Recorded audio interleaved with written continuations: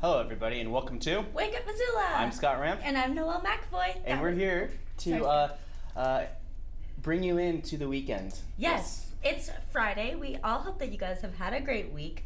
And the weekend is upon us. And so I know that it was supposed to be rainy this weekend. So what's it look like, Scott? Rain. Rain. It's going to look like crazy awesome. rain. It's currently 51 degrees outside. Your high's going to be 78, but it's going to be raining. 30% chance of rain showers with a 40% tonight. Saturday, 50% chance of showers all day going through the night. And then, of course, Sunday you have a slight chance of showers, but it's going to be mostly sunny. But then, of course, by Monday you can expect there's 20% chances of showers happening. So I'm not happy about that because Missoula Community Access Television will be live on Channel 189 for Sentinel High School's homecoming football game, because it's their homecoming game, along with the homecoming parade. Oh, wow. Yes. So Scott will be rained out. Yes, every single time. It's like tonight at 7:30, Sentinel will be taking on Flathead's Glacier High School. Okay.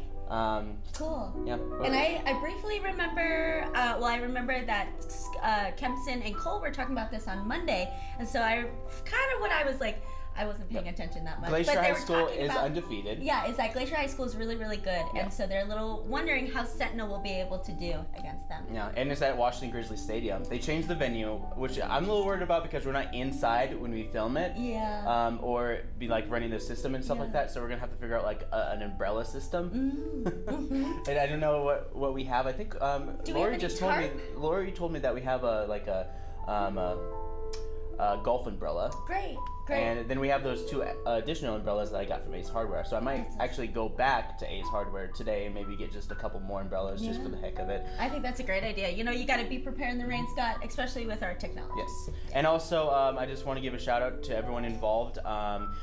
Tonight, especially, I'm going to have Neil Wells, Josh Cook, and Reese Folklore. Oh, fun! And they're all going to be helping me. A lot of the Sentinel kids don't want to help because they want to just be in the cheering section, just like being student and being like, woo! Yeah, I get that. I understand. I think filming's fun because you get a better view. It's like you see there, but then when you zoom in on the camera, you can see every little detail, all the bones breaking and all the gritty details. I know. I think filming is a lot more fun. But I guess I remember when I was in high school, I would have definitely wanted to be in the student section. But the only reason I went to football games was because my friend played in band. So I would go to football games. Just to watch them in the band? Wait for her to be done. She would be done at halftime, and then we would leave. Yeah. And go do Oh, stuff. yeah, totally. Yeah. Like, I was in the band, and the band would always say, like, okay, this is the marching section of the band. We have to go dance and do our thing in the field and play music. And then after halftime, we're just like, see ya. Yeah. All right, we're just long gone. It's just like, I'm going to go home and play video games. Yeah. But we always did stuff. I guess some things never change with some of the kids because this was the second week of flagship. I brought some of the kids down here. Oh, how was it? It was okay. Good. I'm still trying to be as hands off as I can be, but also kind of give them somewhat direction because I have a tendency to be very controlling. Me too. I try to say, let's do this. But I say, like, I'm going to let you guys figure it out, and I'm going to be there along the way to help you understand how to edit and how to film. But you're going to have to come up with the idea. I'm not going to just say, you say this, now you say this, now you say this. I know. I've started to do that too with our Saturday kids. I've just hand them a camera, and I'm like, okay, if you guys are going to film something, it has to have a beginning and an end, and I have to be able to edit it and make it legible. Yes. But of course, talking about kids, I got a chance to interview Jack and Mason just this last Saturday, and I put it on our website. So if you go to our website, wakeupmissoula.wix.com/wakeupmissoula, you can see our nice little new podcast section right here. That's awesome. And a new episode will be put up every couple weeks or so. Yeah, as we make them. Jack and Mason are Jack and Mason Catmull. Their dad is Tom Catmull, and he has got his band Radio Static, and they play around town a lot. But Jack and Mason are just like the very talented kids ever. Preteen and teenager. You get a perspective of them. I asked them what it means to be a kid in Missoula, what maturity to them is. Yeah, a lot of times. And it was a really great interview. And They're great. Really They're great kids. In the next episode, I interviewed Neil Wells. Oh, nice. So I'm trying to get more of like MCAT related stuff, but then I'm going to start getting maybe some organizations that's worked with MCAT for a long time. That's a great idea. So it's a nice chill interview. Yeah. We hang out for about 20, 22 minutes. And for some reason, like I can't upload a podcast to the website any longer than 20 minutes. So you guys can check that out. Again, our website is wakeupmissoula.wix.com/wakeupmissoula. You can also find us on our Facebook page. You can follow us on Twitter at wakeupmissoula. Missoula Community Access Television also has a Twitter. You can follow us at MCAT-TV Missoula. You can like us on our Facebook page and find out more information. Just go to mcat.org. Yep. But I know that today is our Do It in 72 film contest. Yes. So, Scott, what can you tell us about that? So let me tell you a little bit more about this. Okay, yeah. I answered your question with the every single word that you asked me with. I will tell you about the Do It in 72 contest, Noel. So the Do It in 72 contest happens every year around this time. Yep. We used to do it in the spring. It didn't do so well, but with the fall, it's a brand new year and a brand new batch of college students, and it seems like a lot of college students really respond to this program as well. It's $500 top prize if you're the best film. It has to be no longer than 4 minutes in length. Longer length in the same sentence, whatever.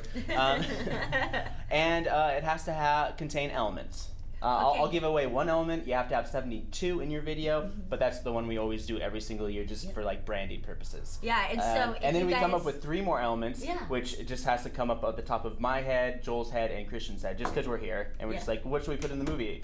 Maybe a dancing leprechaun somewhere. And so if you guys want to participate in that, you can come by MCAT at 5 o'clock. Or you can wait online, because we'll post the elements and all the rules, all the stuff that you need in your video by 6 o'clock. Tonight on our Facebook, Twitter, everything. Awesome. And then when is the cutoff line? When is it due by? It has to be at MCAT by. The due date is 5 o'clock Monday, October 3rd. Okay, so it's that the following is Monday. DVD or via electronic. Yeah, any way you can get it to us. We can transfer VHS to DVD, which we'll probably do with Emmett. Emmett, the elderly punk rocker who does this show, The Alpha Truth About Society, has participated every single year. Nice. And all it is just the camera pointed at him and he just rants and raves about stuff. He hasn't won yet. Surprising. But it's really good. Anybody can apply. If you don't get first place, which is $500, you get second place, which is $300, or third place, which is $100. And I think it's just a wonderful experience, and it's a good way for local filmmakers to get involved with MCAT. And we're always looking for new programming and new people to get involved with MCAT, because our orientation happens every second Wednesday of the month at 5:30. So we encourage anybody who wants to make a television program, or learn how to make a television program, or learn how to make like a web series, or just like something that keeps building momentum one after another. Yeah, nice, Scott. That sounds great. Yeah. So that starts today at 5. But before we go on anywhere else, I've got some trending topics for you guys today. I've got some news stories. So let me just find my little page. Okay, so I got this info from CNN. So yesterday morning, at the height of rush hour, a New Jersey commuter train packed with passengers crashed on the Hoboken terminal, killing a woman and injuring 114 people. So 5 years earlier, the same exact train had also jumped the rails at the same exact spot, and it had injured 30 people. And so there's going to be further investigations onto how this happened and why this happened, 5 years earlier in the same exact spot. So it injured 114 people, killed 1 person. And so what it has said is that the train overran its stopping point, slammed into a bumper block, went airborne, and hurtled through a passenger concourse at about 8:45 a.m. yesterday morning. I can't imagine how scary it would be to be on that train. We're just like, what? Terrifying, yeah. So like I read an interview from one of the guys. He said that he was in the back and he had no idea. He didn't know that. It kind of seemed to him that the train was going too fast, but before he knew it, he was like on the floor and the roof was like through the train. Yeah, Jersey people are tough. They are tough. They are so tough. They're scary. That they have the lowest suicide rate in the nation. Really? Wow. That makes a lot of sense. Jersey people are tough, yeah.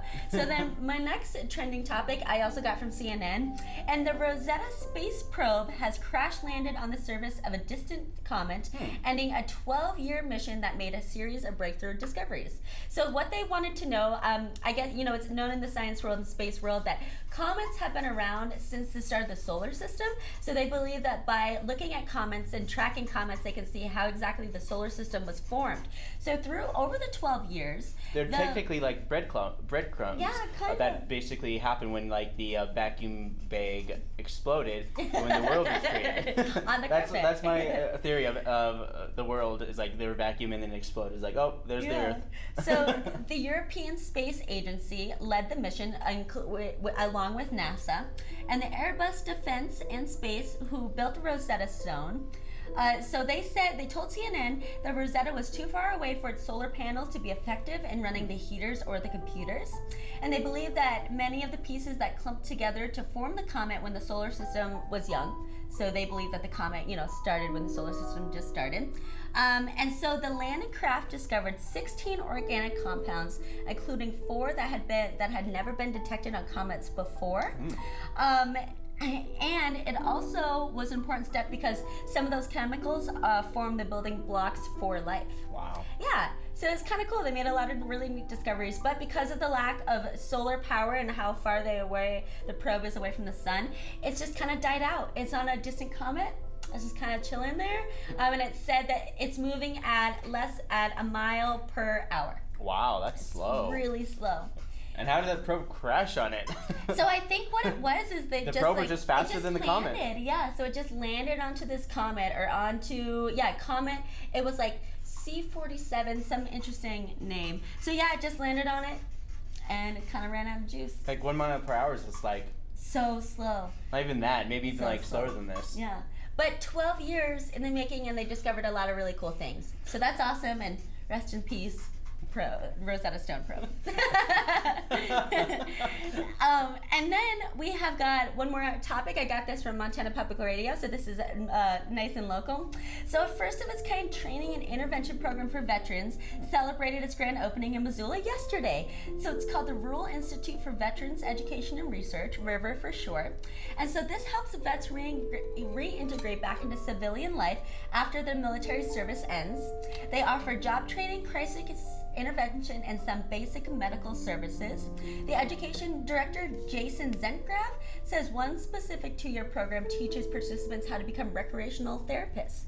So they'll be able to take these guys out, other veterans out, doing recreational activities such as kayaking, whitewater rafting, and all these different things. Cool. Yeah, that's really awesome. So that's in Montana. That's going to really help with a lot of mental health. Montana, we're #1 for suicide rate, and a lot of it is because of lack of mental health facilities and just a whole stigma against mental health in general. Yeah.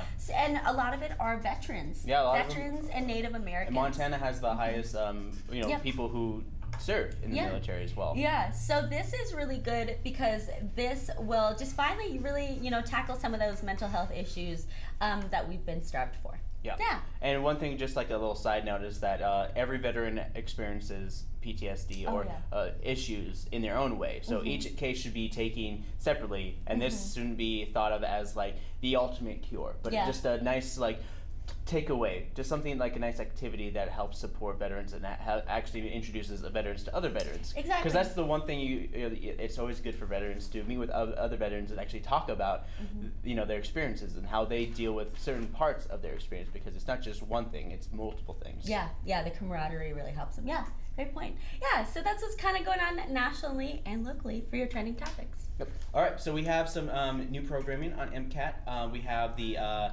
City Band. Ooh. It is actually the City Band mixed with the International Choir Festival. Oh. And we also have Look Before You Speak, just another show that I produce that I always encourage that people should indeed watch. We also have the kickoff of the Fringe Festival, which will be playing tomorrow night at 7 p.m. I think this is the one that you shot. Yeah. It was the one at the Crystal Theater, and there's a bunch of random stuff going on there. Yeah. So we have all that randomness and more tonight and tomorrow on MCAT, and when we return, we'll have events with Noelle.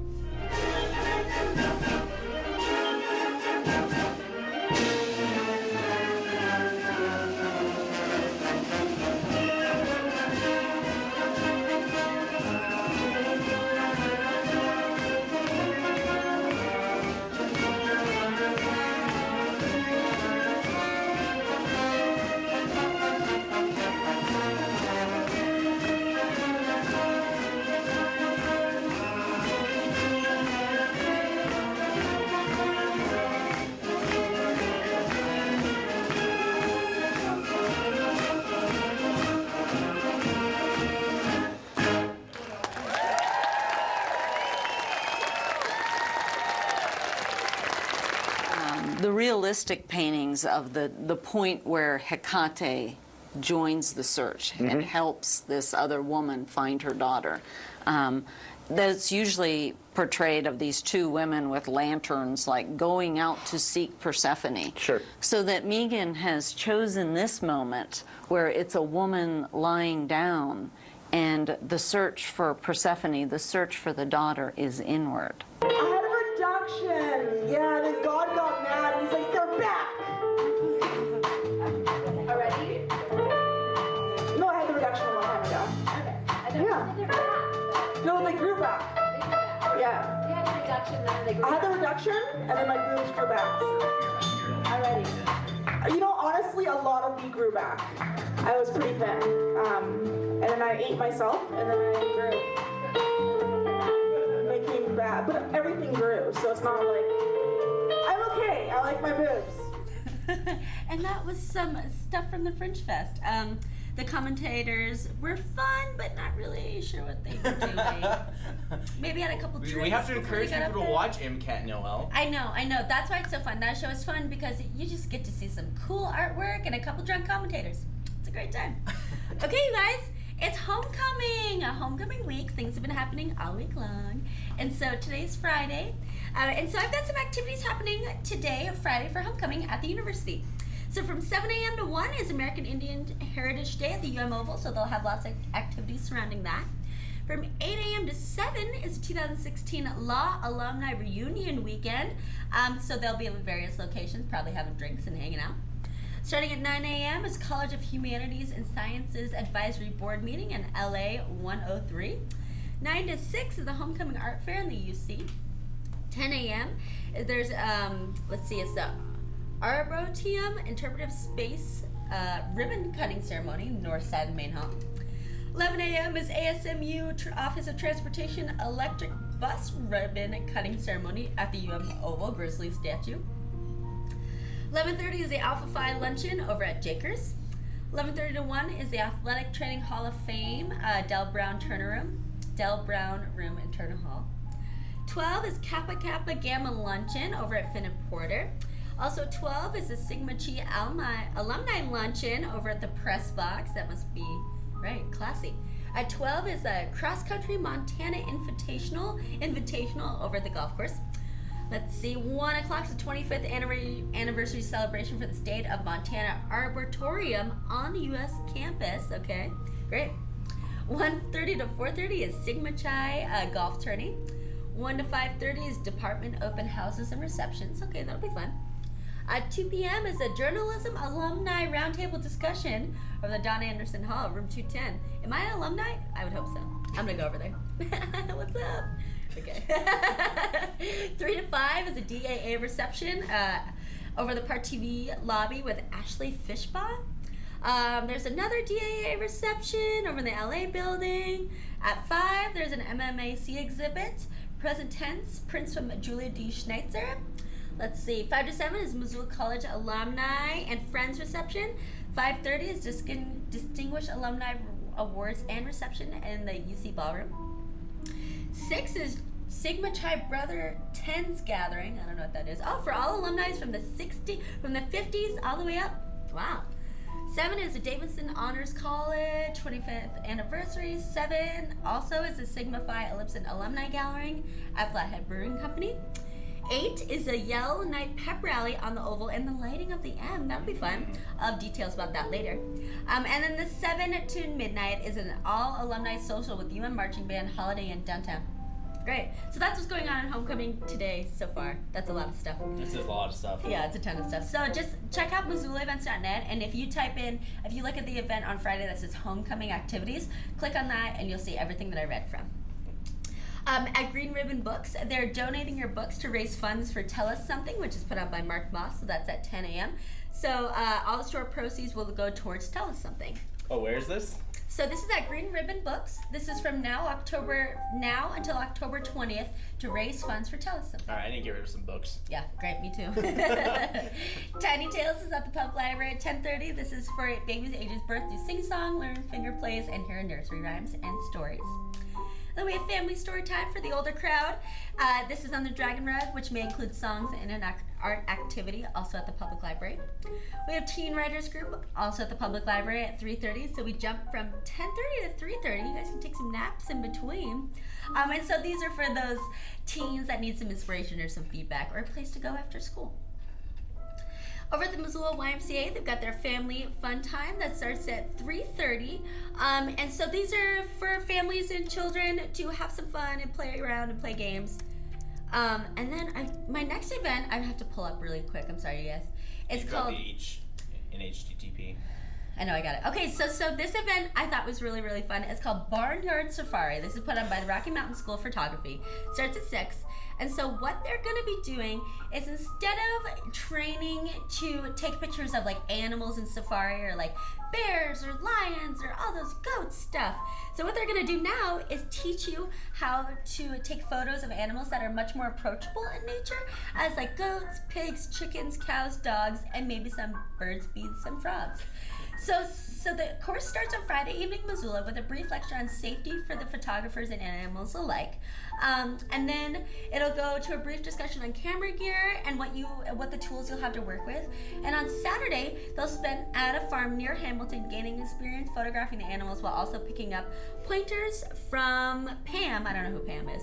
And she moves around to offer one-on-one help and the occasional group lesson. All right, I just gotta say something. Yes, I can just say, okay, guys, this is how I can imagine the class. It's like, all right, oh, you see that?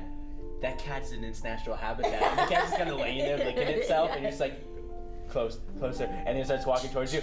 Hurry up, it wants to be pet, let's run. And then they run away from the little cat. While they're like taking pictures, and the cat's like like, back. meow, and just like walks away.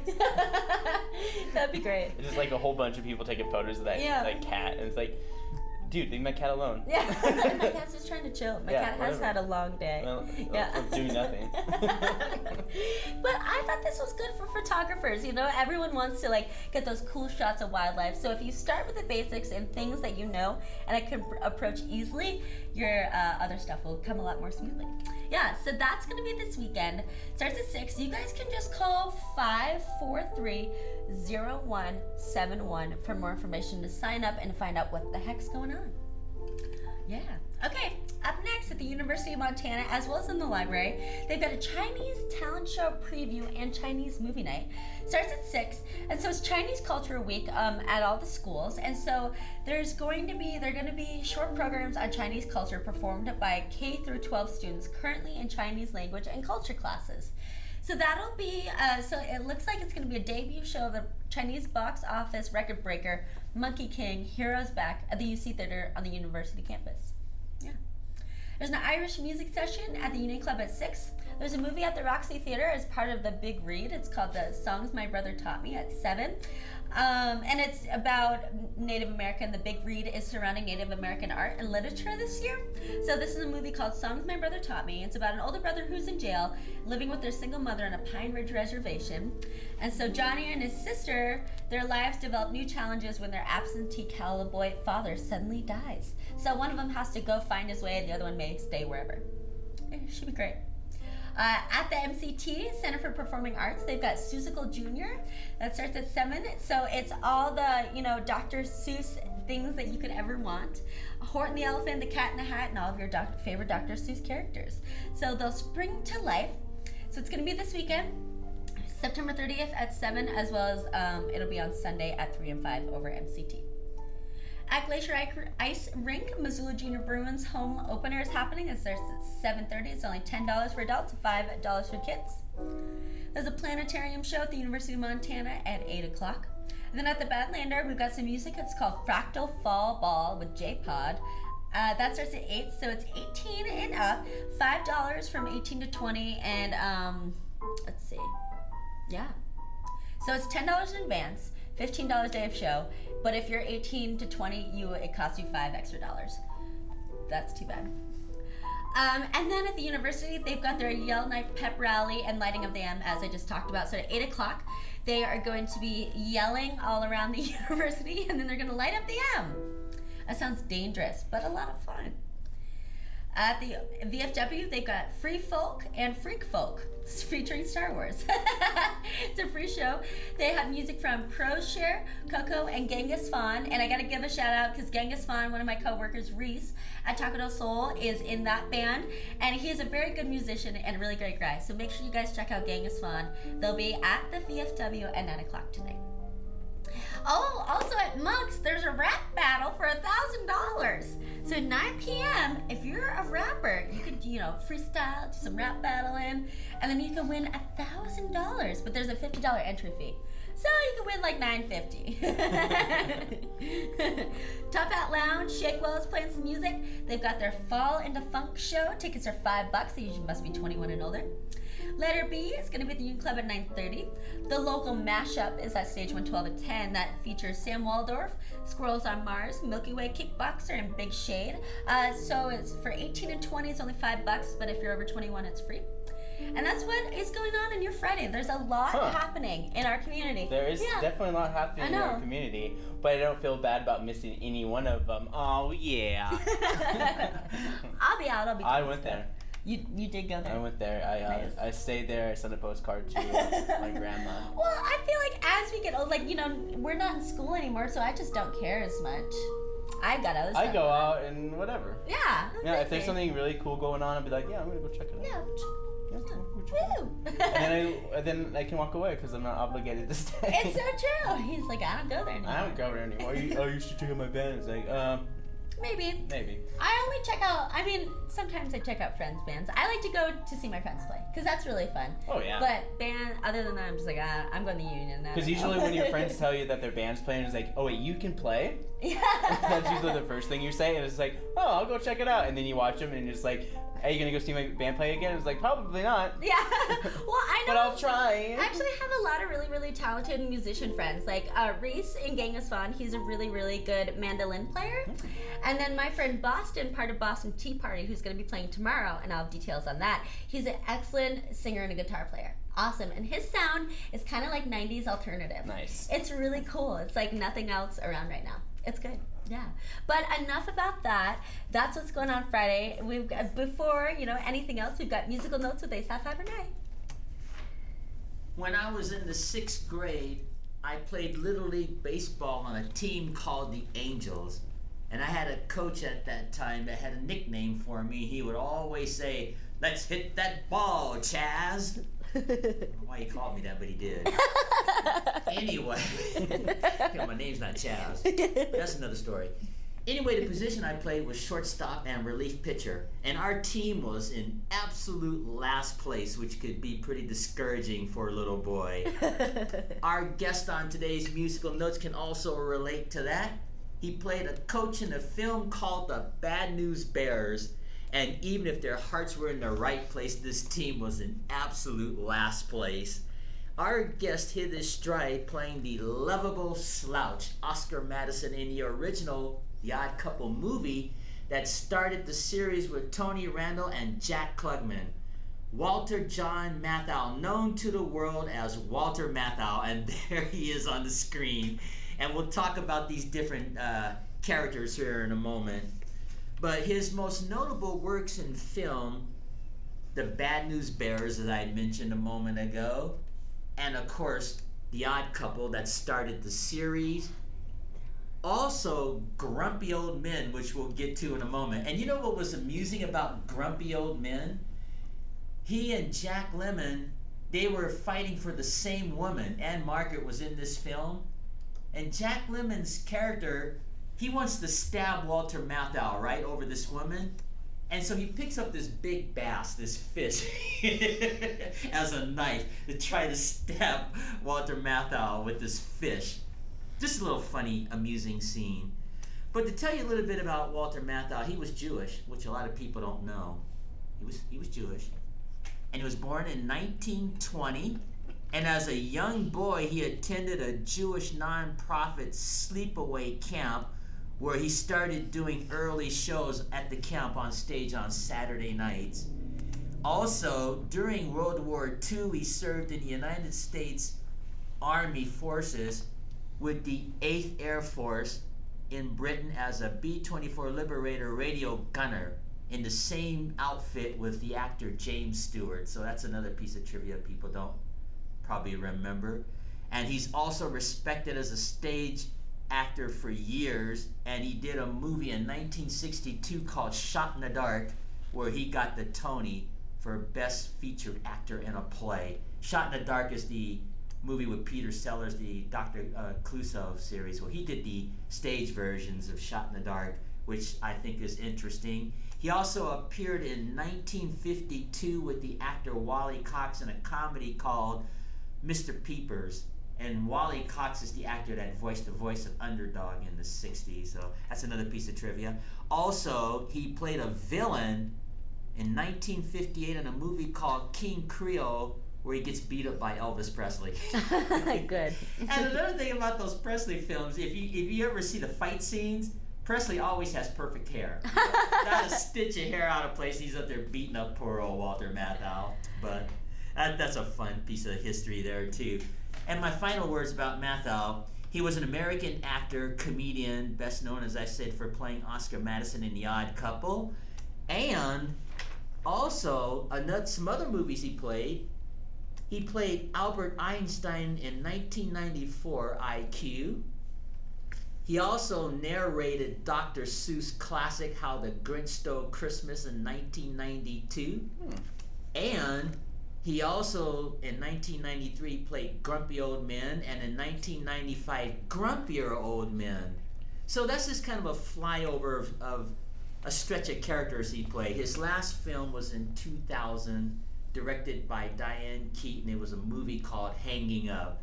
But he'll probably always be best remembered to the older generation as playing Oscar Madison. And on that note, I will quit. Nice. Thank you very much, Asa. Yes, I loved Grumpy Old Men. Yes. Yeah, that's a good movie. It's classic, yeah. But of course, these are the last. We have 2 art clips for you guys today, and these are the last times we're going to play them on today's show. This is at the Missoula Art Museum. This is called Field Notes. This is my Karen McAllister. So you guys got to check it out because it's going to be gone after this week, and they're going to have a whole bunch of new art this next First Friday.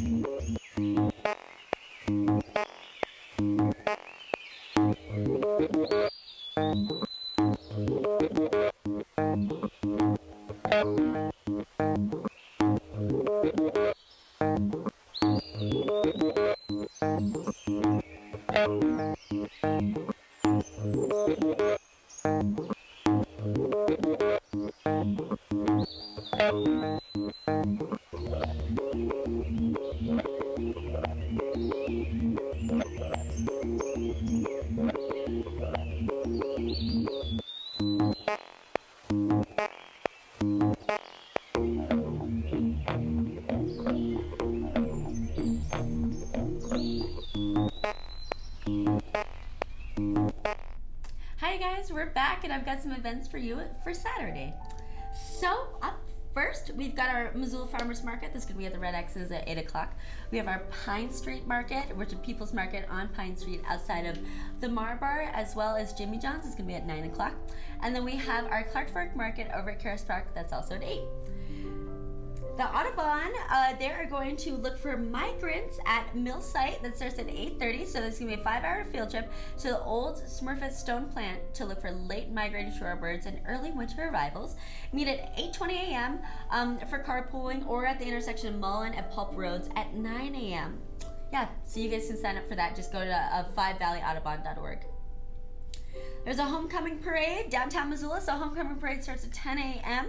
We will be there at 9, and we will live stream it on our website. No, not on our website, Channel 189. So you guys can't get out of bed, you can watch it on TV.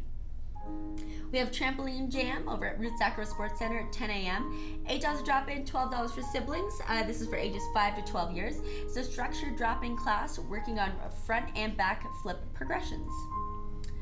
For the big read, there's a themed family story time. It starts at 11 a.m. And so it looks like the family story time will feature books chosen around the theme of dream catchers. Cool. There is a homecoming tailgate starting at 11:30. So this is going to be at the University of Montana, 11:30 until the end of halftime. It'll be at South River Bowl, spot number 15. So for the info and pricing, you can call 243-2233. Over the Eagles, number 32, located at 2420 South Avenue West. They have a food drive starting at noon. And so they're asking everyone to make a difference by dropping off a non-perishable food item. In support of the local food bank. So starting on tomorrow. At the Butterfly House, they've got climate change and insect range, kind of like a class. An activity starts at noon. So, due to climate change, how will that affect the insects around us? So from 12 to 2, they'll learn about what to expect and how they can help slow climate change. So this was the same thing that they did it was either Wednesday or Thursday they did that. There is a watercolor class at E3 Convergence Gallery starting at 1 o'clock. It's only $25 if you bring your supplies, or $30 if you need supplies provided for you. So this is the last weekend of the weekly garden tours and meditation teaching. So over at the Garden of Buddhas, that is over in Arlene, they've been doing a tour at 1 o'clock and then a meditation at 2. They've been doing this all summer long, and so tomorrow is the last day to do that for the winter. So go check that out. That starts at 1 o'clock. The football game is going to be against the University of Utah, and that is at the University of Montana. It starts at 2:30 tomorrow. It's our homecoming game. And then we have a big read matinee movie at the library at 3 o'clock. I don't know what it is. It doesn't say, but you guys can call 721-2665 to find out. Absolutely with Chris Moon is going to be at the Badlander at 9 o'clock. And then there's a movie called The Exorcist that will be playing at the Roxy Theater also at 9 o'clock. 406 would be playing at the Sunrise Saloon at 9:30. And Monks has got a homecoming party that starts at 9:30. It's going to be Boston Tea Party, which I was just boasting about. One of my coworkers, Boston. He's an excellent musician, and their band is a lot of fun. It's kind of like 90s alternative. Nothing that is really out there right now. So it's fun to hear music that isn't bluegrass or electronic or funk. Yeah, it's rock. It's good. And so they're going to also be playing with the Rock Gut Wines and the Newlyweds. It's $3 if you're 21 and up. 18 if you're 18 and up, it's only $5. 20 grand will be at the Top Hat Lounge at 9:30. Zeppo will be at the Union Club at 9:30. Sunraiser and VTO and Bass Crazies and Empty Gunfight are all playing at the Real Lounge at 10. And then Stage 112 has got Parsons Field with local support. That is $10 day of show, $12 in advance, and ages 18 and up. So that's what I've got going on for you for events for your weekend. Check out MissoulaEvents.net. Check out the University of Montana website, the Missoulian, and the Independent for more events happening in your community. But that's what I've got for you guys. And now we're switching gears. It looks like we've got our last art clip. This is going to be at the Clay Studio. It ends today, so after today, you can't see it anymore. And it's called, what is it? I think it's called Vermin. Maybe not. Who knows? Here it is.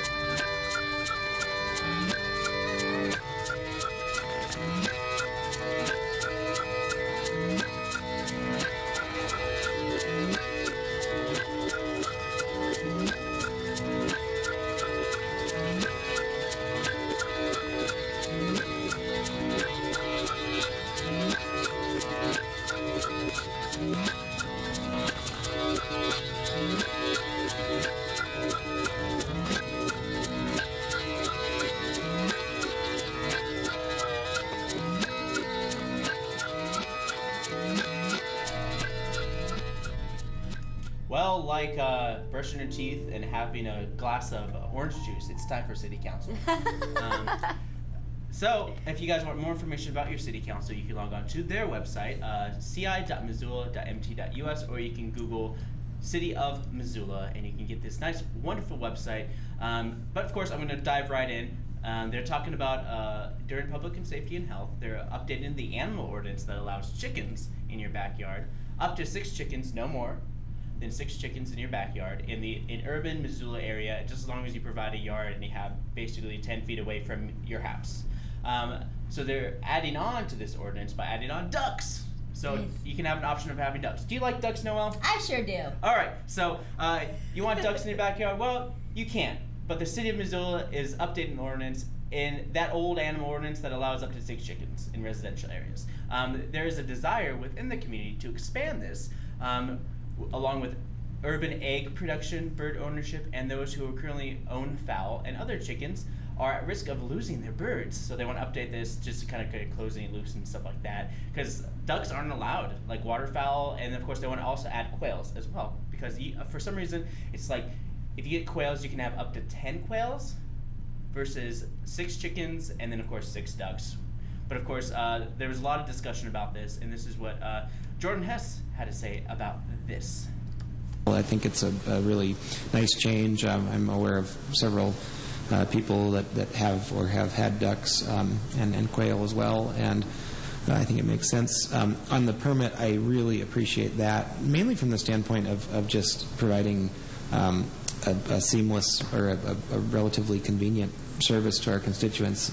I find the annual renewal of our chicken permit is something that is inconvenient, despite the fact that I'm in City Hall twice a week. It's just physically coming down to City Hall is something that I think we can work on as far as being able to do this online or something in the future. So the one time. All right. So basically, what Jordan has said is that he wants to kind of change how fees work. So what he said is that there's an annual fee for people who want chickens or want birds in their yard, and one of them is it's basically a $15 fee every year. It's $15. It's no big deal, not a huge deal. I think he just wants to make it a little more convenient, more streamlining in terms of that. Would people have to register their chickens? Yeah, they have to register. You can't just I didn't know you randomly didn't have have to register. chickens. Okay. I mean, it goes through animal ordinance is controlled by animal control, so it's just another aspect of it as well. Of course, Marilyn Marler is concerned about the habitat in which the ducks would need to survive, because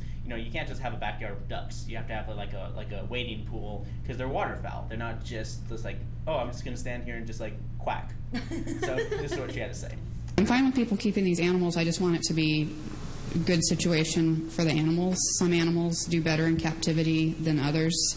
And, if it's okay to keep X number of quail in a small space and other people do it, and that's what the Extension Service says you can do, I'm fine with it. But I don't want people to start keeping ducks and then not have wading pools for them if they require wading pools. I'm all about keeping livestock, but it has to be reasonable accommodations for those livestock. All right, so that's what she had to say Nice. about that. Well said, Marilyn.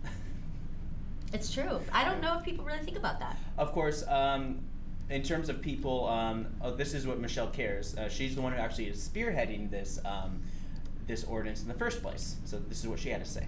A keeper or custodian shall provide adequate food and water to the livestock in sufficient quantities to ensure the health of the livestock. And I deemed, in my opinion, that is sufficiently addressing the owner's requirement to address the water needs of the duck. I think that probably this line item was entered in terms of, liquid sustenance, hydration for the chickens, but I think that it addresses both, and I think I looked in other communities, and like Denver didn't specifically call out additional water requirements, and I was like, interesting, how did they do that? And I was like, oh, here it talks about water. I think that does cover the additional requirements, because if you were to have a complaint brought against you, how that would work is